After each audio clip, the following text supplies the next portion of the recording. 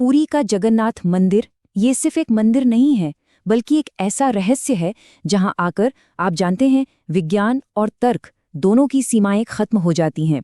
आज हम उसी रहस्य के बिल्कुल केंद्र में उतरने वाले हैं। एक ऐसी कहानी जो हजारों सालों से भारत की आत्मा में धड़क रही है। तो चलिए सीधे आपको उस एक रात में ले चलते हैं। तारीख थी 15 जून 2015। पुरी शहर के लिए ये कोई आम रात नहीं थी। नहीं, इस रात ऐसा लग रहा था मानो समय थम सा गया हो, क्योंकि एक सदियों पुराना, बेहद गुप्त एक अनुष्ठान होने वाला था। कल्पना कीजिए, आधी रात को पूरे शहर की बिजली अचानक काट दी जाती है, मोबाइल टावर बंद कर दिए जाते हैं और मंदिर को सीआरपीएफ के जवानों ने चारों तरफ से घेर लिया।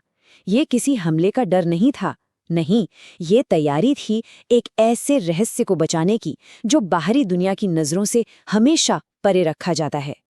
तो आखिर उस रात ऐसा क्या हो रहा था?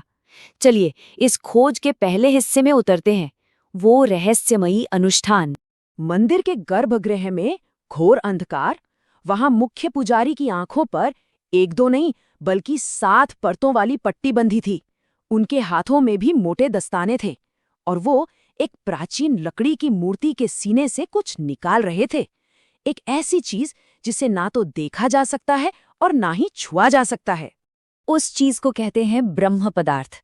मान्यता ये है कि ये साक्षात भगवान श्री कृष्ण का हृदय है, जो आज 5000 साल बाद भी जीवित है और धड़क रहा है। पुजारी बताते हैं कि जब वो इसे एक मूर्ति से दूसरी में रखते हैं तो इससे बिजली जैसा कंपन महसूस होता है। अब सवाल ये उठता है कि भगवान कृष्ण का हृदय यहाँ पुरी तक आखिर पहुंचा कैसे? चलिए इस दिल की हजारों साल लंबी और प्राचीन यात्रा पर एक नजर डालते हैं। तो कहानी शुरू होती है महाभारत के अंत से। जब श्री कृष्ण ने अपनी देह त्यागी तो उनका पूरा शरीर तो पंचतत्व में विलीन हो गया, लेकिन उनका हृदय वो जलती चिता में भी धड़कता रहा। हैरान होकर पांडवों ने उसे एक लकड़ी के लट्ठे में रखकर समुद्र में बहा दिया। फिर युगों बाद वो लट्ठा उड़ीसा के तट पर मिला, जिसे वहां के कबीले के मुखिया विश्ववसु ने पाया, और फिर मालवा के राजा इंद्रद्युम्न ने अपने पुजारी विद्यापति को भेजकर इसका पता लगवाया और यहीं से जगन्नाथ मंदिर की नींव पड़ी। ये मंदिर सिर्फ आस्था का केंद्र नहीं है, ये एक तरह से इतिहास का वो अभेद्य किला रहा है जिसने समय के सबसे क्रूर हमलों का सामना किया है और हर बार जीता है। अब इस स्लाइड पर जो लिखा है वो सच में हैरान करने वाला है। देखिए, 1558 में एक खूंखार जनरल था काला पहाड़, वो इसे तोड़ने आया, लेकिन जैसे ही वो गर्भगृह की तरफ बढ़ा एक भयानक तूफान आ गया। आसमान से सूरज गायब हो गया और मंदिर से एक ऐसी तेज रोशनी निकली कि उसकी पूरी सेना डर के मारे भाग खड़ी हुई। फिर सदियों बाद 1803 में जब अंग्रेजों ने रथ यात्रा रोकने की कोशिश की तो उनके साथ भी ऐसी रहस्यमयी घटनाएं हुई कि उन्हें लिखित में माफी मांगकर पीछे हटना पड़ा। इतिहास की बातें तो ठीक हैं, पर इस मंदिर से जुड़े कुछ रहस्य ऐसे हैं जो आज भी आज के मॉडर्न साइंस को खुली चुनौती देते हैं।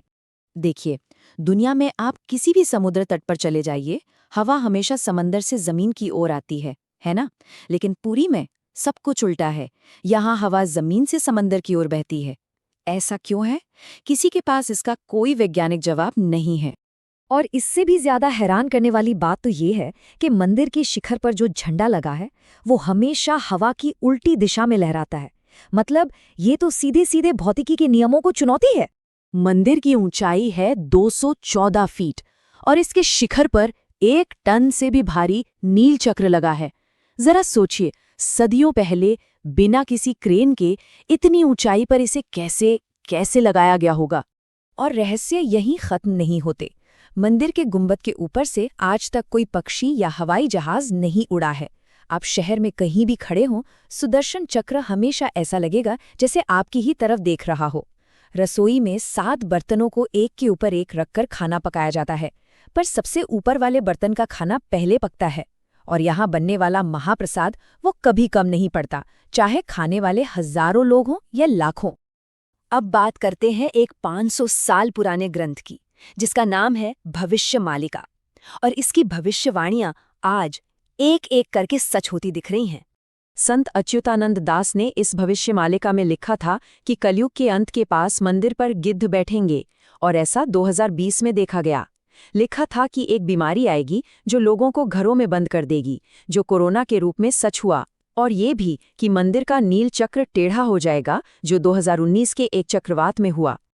और इस ग्रंथ की अंतिम और सबसे बड़ी भविष्यवाणी ये कहती है कि जब समुद्र की लहरें मंदिर के 22वीं सीढ़ी को छू लेंगी, तब भगवान जगन्नाथ अपनी लीला समाप्त करके वैकुंठ लौट जाएंगे। तो हम घूम फिर कर वापस उसी मूल सवाल पर आते हैं। आखिर ये ब्रह्म पदार्थ ये है क्या? क्या ये वाकई एक जीवित हृदय है या कुछ और? इस पर दो प्रमुख विचार है। एक तरफ है आस्था, जो कहती है कि ये प्रभु का धड़कता हुआ दिल है। पुजारी बताते हैं कि इसे हाथ में लेने पर ऐसा महसूस होता है जैसे कोई खरगोश उछल रहा हो।